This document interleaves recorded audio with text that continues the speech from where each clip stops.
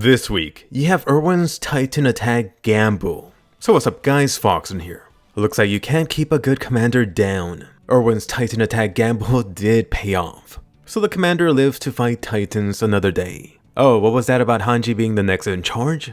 Well, thanks for keeping the seat warm, good old Hanji. But I'm getting ahead of myself. Let's go ahead and get this started. First off, let's talk about ERWIN'S quote-unquote trial this episode. Of course, this whole facade was concluded before it even begun. I mean, you did see them setting up the stage to hang Erwin before anything even started. Had everything played out normally, Hanji really would have been the new Survey Corps commander. However, do notice, despite all of their royal BS, Erwin still gave a very important plate for the Survey Corps. The Survey Corps playing this important role in humanity's survival, and not to mention acting as their beacon of hope. This perhaps being more important to the other soldiers in the audience around him. So far, the anime has done a very good job clearly making this Royal Corps guys appear super corrupt. And part of this I do appreciate. If they didn't make any changes from the manga, these guys would have suddenly appeared this episode and started speaking for the first time in this very scene. At least now with how things played out in the season 3 anime, you do know what these guys are about. As for the actual Titan attack scene this episode, I was actually really looking forward to seeing how this would be done for the anime.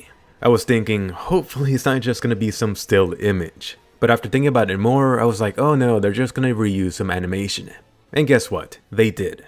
I guess on the bright side, the new still image they did use was a new image for the Colossal Titan and Armored Titan. But still, it is a bit disappointing. Next up, let me actually bring up Erwin's whole plan. Or should I say gamble. It actually really reminded me of what Hanji and Levi pulled earlier on against Sanus and his buddy in their dungeon. You know, with a total fake out. I guess great minds do think alike. Thankfully, Erwin's whole plan actually worked without any bloodshed.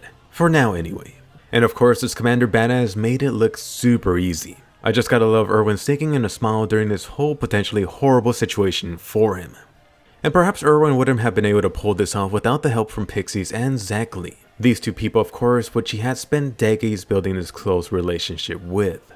As for the corrupt fake king and the royal government court guys. As expected, these guys were really only caring about their own asses. Oh, let's go ahead and cut off the gates completely and keep ourselves safe inside Wall Cena.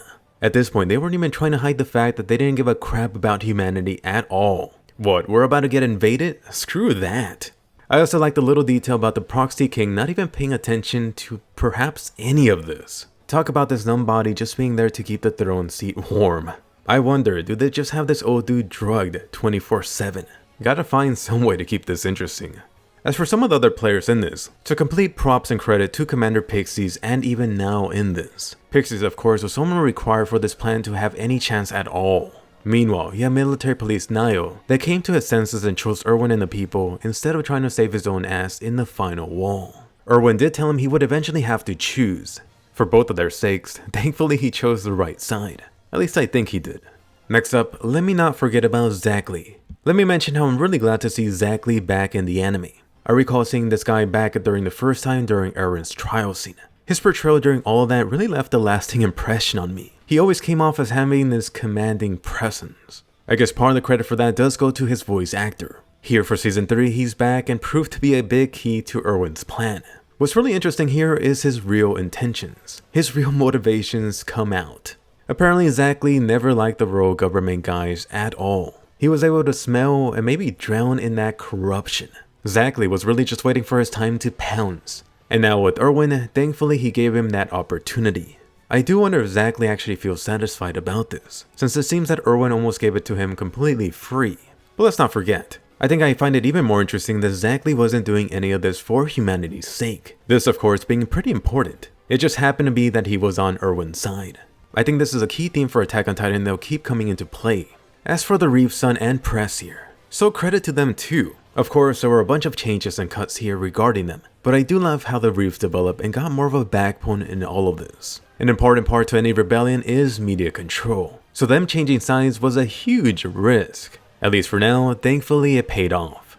Next up, about Armin's comments this episode. You see Armin wondering about Eren's Titan abilities. At this point, I think they made it pretty clear in the anime how the Titan powers are transferred. For example, Ymir as a mindless Titan, ate one of the warrior guys, then took on the Titan abilities. Now you have Armin wondering about Eren. If you recently rewatched Attack on Titan Season 1 and Season 2, it should be fairly obvious. I'll leave it to you to wonder about. As for Potato Sack Eren this episode, so Eren's been fully stripped and chained up in Ra's weird sex dungeon. For a lot of you that wanted Eren abs, well, you got them. Too bad for some of you that Erwin and Levi's abs were sacrificed. As for this whole crystal cave place, I'm pretty glad to see this cave scene finally animated. For me, it's been one of the Uprising arc highlights that I've been personally waiting for. So far you only gotten a taste, and it's gorgeous. Definitely can't wait for some of the more exciting things to come. Of course, the whole reason that Eren is even here is so someone could munch down on him. Notice how Eren was having an interesting dream of another woman. Oh yes, Mikasa's about to get super jelly. Interesting how they moved this early scene here now. I was wondering when Frida would show up. She almost looks like she could be Eren's sister. As for the chained up Eren Yeager, in case you were worried or annoyed about him not getting enough screen time in this season so far, or just about him being treated badly, which I've seen so many countless complaints about. Don't you worry, Eren will have some strong moments coming up, so look forward to Eren suffering some more. By the way, really quickly, I am still doing the manga versus anime difference videos. Definitely be sure to check out those weekly. The latest one for the last episode 4 is out now. It seems like since episode 3, the changes have been getting less and less drastic. The changes video for this episode should be out sooner cause of that. Ironically, I do keep on seeing more and more complaints about there being no Titans, not enough action, and about how these episodes are boring. I think a lot of people are going to be in for a shock for the end of Season 3 and for Season 4 stuff. But anyway, more important are your thoughts on this episode. Question of the day. How awesome was it to see Commander Badass's gamble pay off? Did Erwin make the win look too easy? For Eren fans, are you disappointed about not seeing much of him this season? And how do you feel about the Uprising arc so far? Do you think it's too boring without any Titan action? Is it too dull?